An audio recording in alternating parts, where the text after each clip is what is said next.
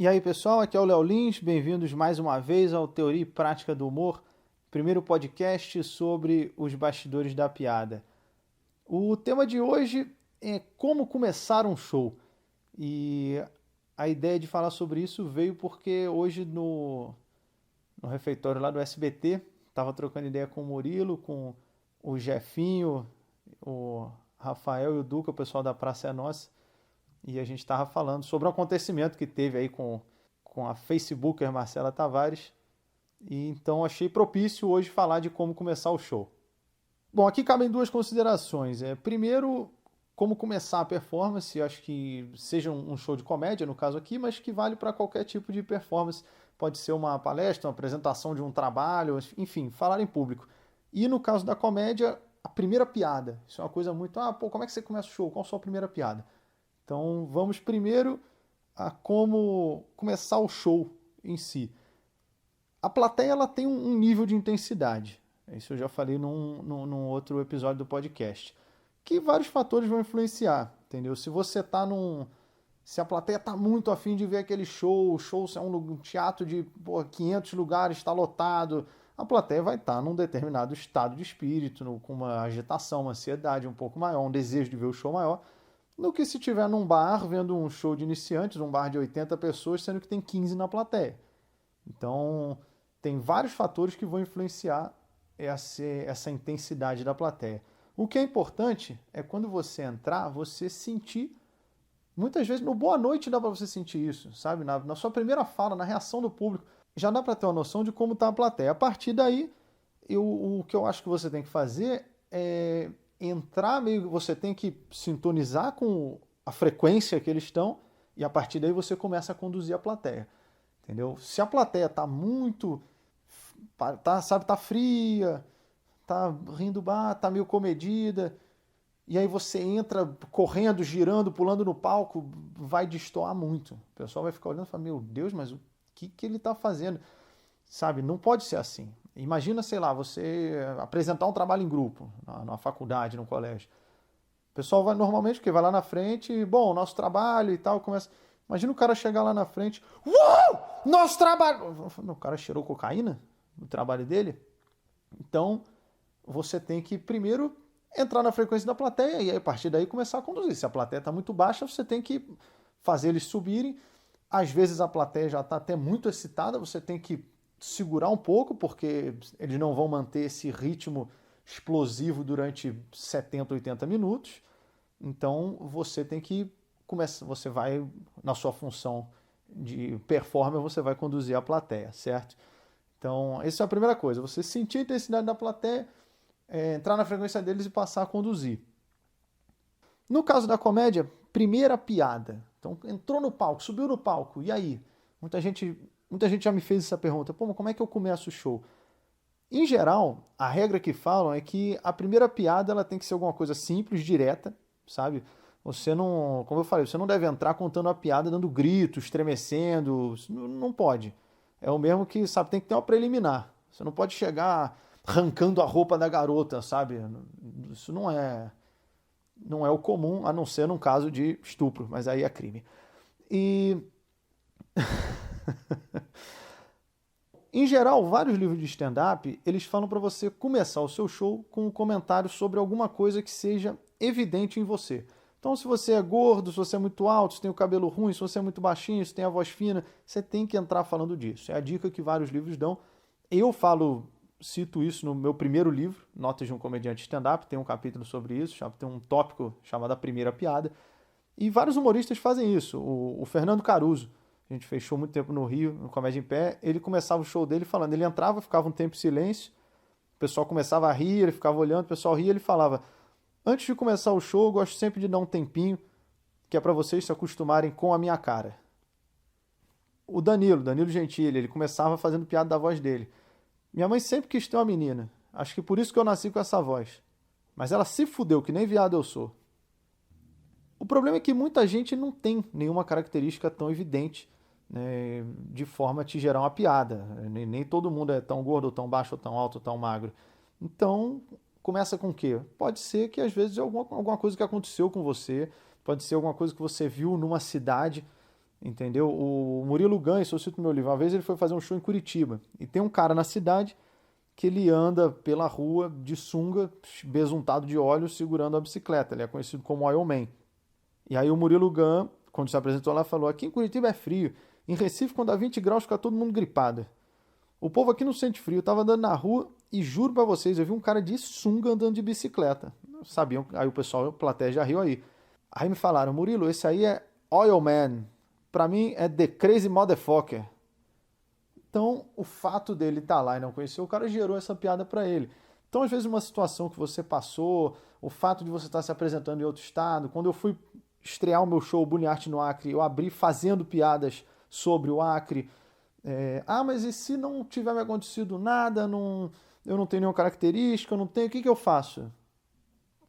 Simples, sobe e faz a sua piada, entendeu? Se você tá muito nervoso, às vezes chega lá e fala isso. Tô muito nervoso de estar aqui. O Rogério Morgado falava isso. Só tô sentindo as coisas que eu senti na primeira vez que eu fui fazer sexo. Boca seca, mão tremendo, pau mole. Então, sabe, vê o que você está sentindo. Se você quer chegar e falar que foi no zoológico. Mas eu fui tem muito tempo, mas eu posso chegar e falar, pô, uma vez eu fui no zoológico e fiquei reparando. Pode, velho. Pô, mas não é estranho chegar falando assim? Não, cara. É uma conversa, entendeu? Se você quer contar uma coisa pro seu amigo que você foi no zoológico, você pode chegar e falar, pô, caralho, a gente falar, uma vez fui no zoológico. Você não precisa de um link. Não, vou perguntar se ele tem um cachorro, porque eu vou falar, porra, não tenho cachorro, mas eu gostaria de ter um macaco, mas não pode porque só pode no zoológico. Aliás, eu fui em zoológico. Não precisa disso. Chega e fala.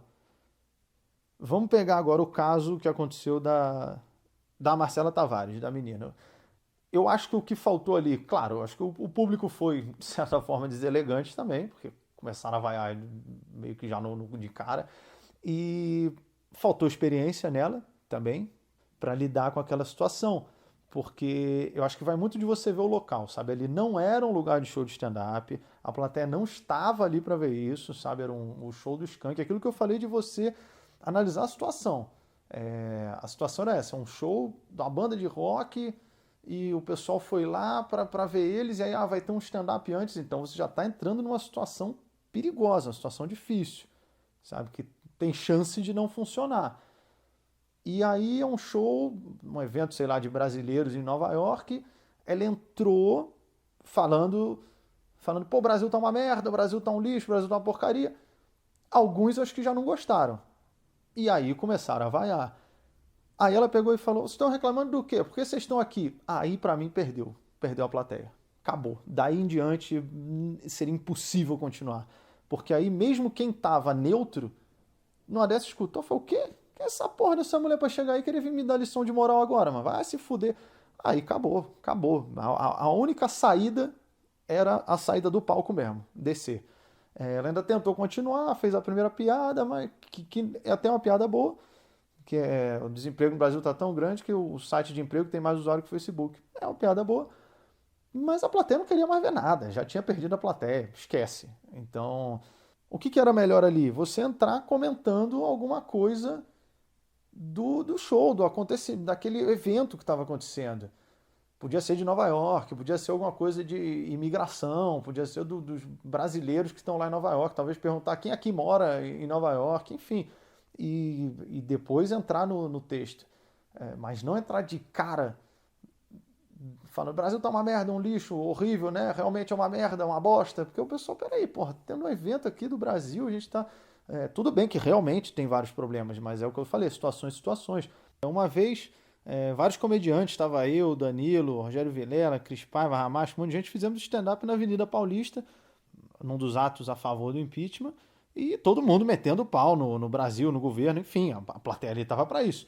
Pelo contrário, se ali eu começo a falar que o Brasil tá ótimo, que tá melhorando, que o governo da Dilma tá bom, olha, com certeza seríamos vaiados.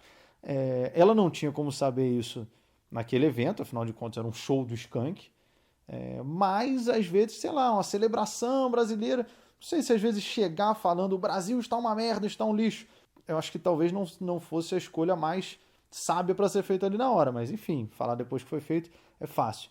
Mas eu comentaria, sei lá, algo sobre Nova York, sobre o evento, sobre a banda, sobre o Skank, enfim, para depois que tivesse um pouco a plateia comigo, seguir. Eu lembro uma vez, vou dar um exemplo, que eu estava fazendo um show num bar, isso foi em 2006 mais ou menos, estava bem vazio, e foi um comediante, se apresentou, não teve pouquíssima reação da plateia, foi um outro, e quando eu fui, tava um clima muito merda. E aí eu falei, boa noite, pessoal, muito obrigado por vocês terem vindo. Tem tão pouca gente que eu tô quase descendo, cumprimentando um por um. Aí o pessoal deu uma risada. Falei, não vai nem demorar, acho que uns 5 segundos eu cumprimento. Tem o quê? 6 pessoas? E sei lá, devia ter umas 15. E o pessoal, acho que, sabe, você não pode ignorar o que tá acontecendo. O pessoal viu que eu sabia que tinha quase ninguém, que o show tava, o ambiente tava, sabe, a atmosfera tava meio ruim ali, né? Pouca gente, show vazio. E aí eu conversei com eles e puxei, trouxe o pessoal junto, falei, ó, quando vocês quiserem rir, pode rir, não precisa se incomodar de fazer barulho não tem hospital perto. E aí eu ganhei a plateia. Então é você sentir a energia que está rolando ali, sintonizar com a plateia, começar a conduzir eles. E a primeira piada que eu fiz nesse dia foi sobre o que estava acontecendo ali, que era um show vazio, com pouca gente. Então a minha primeira piada surgiu ali, naquela hora. Sempre tenha em mente o que está rolando, qual que é o ambiente, sentir a energia ali do local, tenta comentar sobre isso, sobre uma característica sua. E agredir a plateia é sempre muito delicado. Você tem licença para fazer isso quando você está fazendo show e aí tem um cara conversando, uma mesa conversando, e o restante da plateia já está psh, psh, ou você vê que tipo aquele pessoal está incomodando o restante da plateia está incomodado com eles, aí você pega, solta umas piadas detonando o cara, todo mundo está do seu lado e vai vibrar. Agora, quando a parte da plateia está contra você, e aí você revida xingando todos, que foi o que ela falou, então vocês estão fazendo o que aqui? Bom, aí quem não estava contra ficou também e você perdeu todo mundo. Enfim, eu peguei esse caso como exemplo, porque é uma coisa que a gente estava comentando sobre isso lá hoje no SBT no almoço, e acho que foi um bom tema para o podcast. Bom, é isso. E tenho certeza que a Marcela agora aprendeu também com esse episódio que ela passou. Muitas vezes a gente aprende na prática e todo mundo passa por experiências assim. É isso, beleza? Valeu, até semana que vem. Terça-feira tem outro episódio. Se você curtiu, compartilha, pode deixar mensagem que eu respondo e divulgue o podcast. Valeu, um abraço.